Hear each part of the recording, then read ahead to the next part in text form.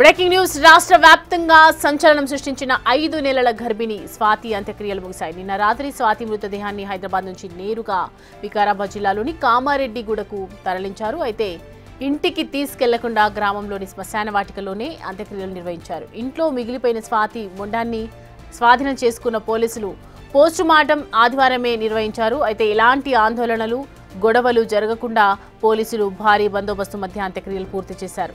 మృతురాలు స్వాతి తల, చేతులు, కాళ్లు లేకుండానే అంత్యక్రియలు ముగించేశారు. స్వాతి హత్యకు గురైనప్పటి నుంచి మహేందర్ రెడ్డి కుటుంబం పరారీలోనే ఉన్నారు.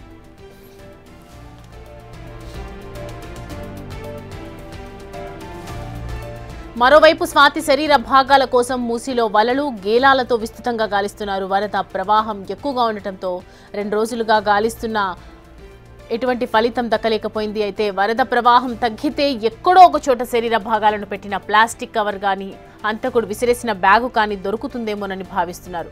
స్వాతి శరీర భాగాల కోసం మూసీలో వలలు, గేలాలతో విస్తృతంగా గాలిస్తున్నారు. ఒకవేళ మృతురాలి శరీర భాగాలు దొరకకపోతే ఏం చేయాలి అనే దానిపై ఉన్నతాధికారులు, న్యాయ నిపుణుల సలహా తీసుకుంటామని పోలీసులు తెలిపారు.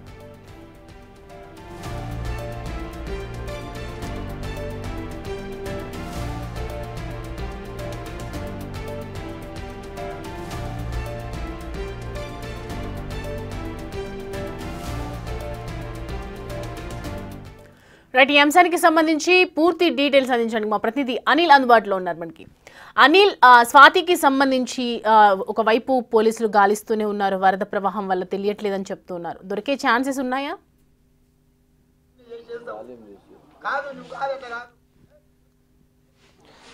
సౌమ్య, కామారెడ్డిగూడెంలో ప్రజెంట్ అయితే నేను ఉన్నాను. స్వాతి మృతదేహానికి సంబంధించి నిన్న రాత్రి అంత్యక్రియలు అయితే పూర్తయ్యాయని చెప్పాలి. ప్రజెంట్ వాళ్ళ ఇంటి దగ్గరే ఉన్నాను నేను.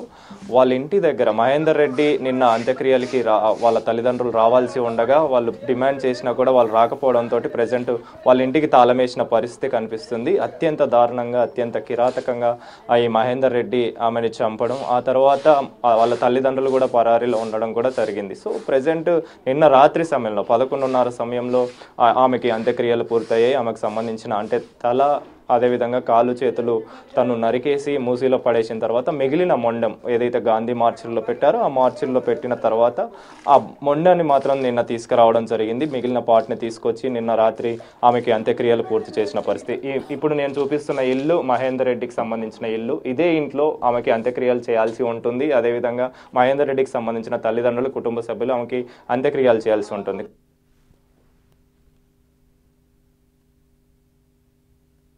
చెప్పాలి, ముఖ్యంగా స్వాతి మంచి ఆమెకి అంత్యక్రియలు చేయాలని చెప్పేసి కూడా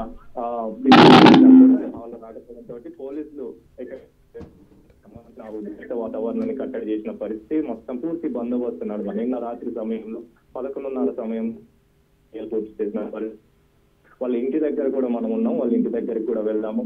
ఇక్కడ స్వాతికి సంబంధించిన ఇల్లు ఇదే ఇంటి దగ్గర స్వాతి నివాసం ఉంటున్నారు. స్వాతికి సంబంధించిన తల్లిదండ్రులు వీళ్ళంతా కూడా ఇక్కడే నివాసం ఉంటున్నారు.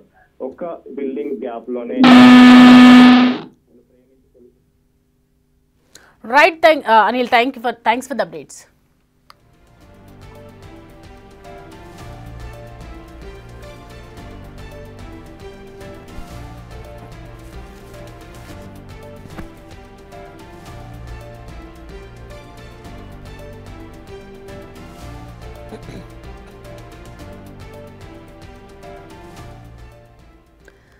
రైట్, చూస్తున్నాం కదా, రాష్ట్ర వ్యాప్తంగా సంచలనం సృష్టించినటువంటి 5 నెలల గర్భిణి స్వాతి అంత్యక్రియలు ముగిశాయి. మనం వాళ్ళ ఇంటి దగ్గర ఉన్నటువంటి స్థానికులు అక్కడ వేచి ఉన్నటువంటి సిచ్యువేషన్ కనిపిస్తోంది.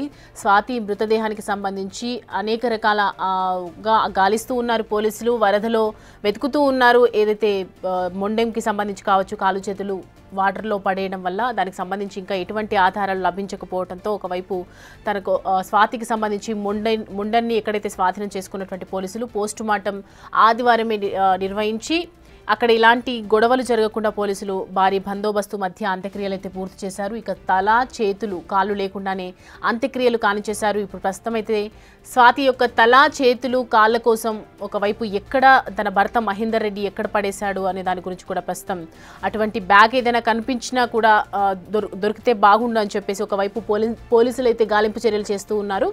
మూసీలో వలలు గేలాలతో విస్తృతంగా గాలిస్తూ ఉన్నారని చెప్పొచ్చు. వరద ప్రవాహం ఎక్కువగా ఉండటంతో ఇటు 2 రోజులుగా గాలిస్తున్నా కూడా ఫలితం లేకుండా పోయింది.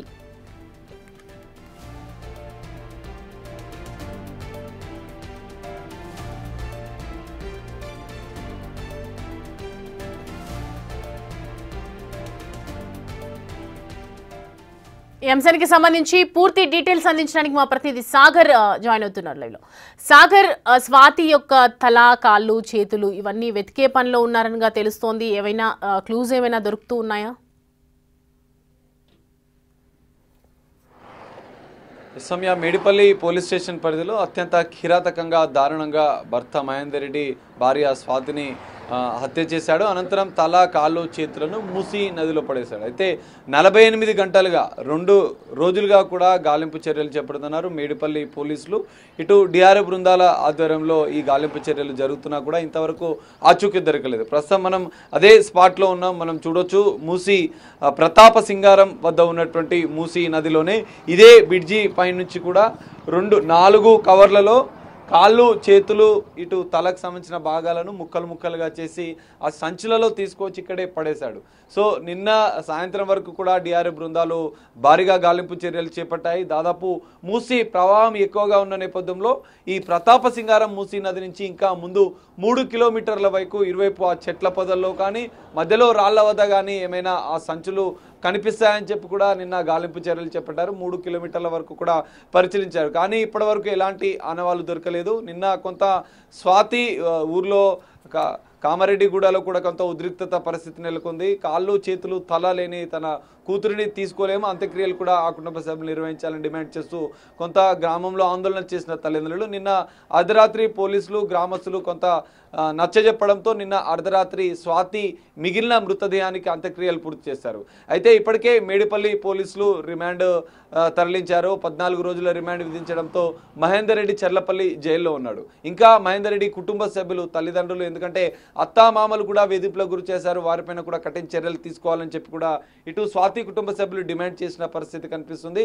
సో ఈ నేపథ్యంలో వాళ్ళు పరారే ఉన్న నేపథ్యంలో మరి వారిపై తదుపరి చర్యలు ఎలాంటి చర్యలు తీసుకోవాలి, ఈ మృతదేహానికి సంబంధించినటువంటి మిగిలిన భాగాలు ఇంకా దొరకని నేపథ్యంలో ఈ రోజు కూడా హైడ్రా డిఆర్ఎఫ్ టీం కూడా ఇంకా సర్చ్ ఆపరేషన్ కొనసాగించే అవకాశం ఉంది. తల కాళ్ళు చేతులు లేని నేపథ్యంలో మిగిలిన శరీర భాగానికి DNA టెస్ట్ ద్వారా స్వాతి మృతదేహంగా నిర్ధారించి గాంధీ మార్చి నుంచి నిన్న సాయంత్రం వారి కుటుంబ సభ్యులకు అప్పచెప్పారు. అయితే మరి తల కాళ్ళు చేతులు ఇంకా దొరకని నేపథ్యంలో ఎందుకంటే మూసీ ప్రవాహం ఎక్కువగా ఉంది, ఇంకా ముందుకు వెళ్ళే అవకాశం ఉంటుంది. 3-4 కిలోమీటర్లు మూసీ పరివాహక ప్రాంతాల్లో కూడా ఇటు డిఆర్ఎఫ్ బృందాలు గాలింపు చర్యలు చేపట్టాయి.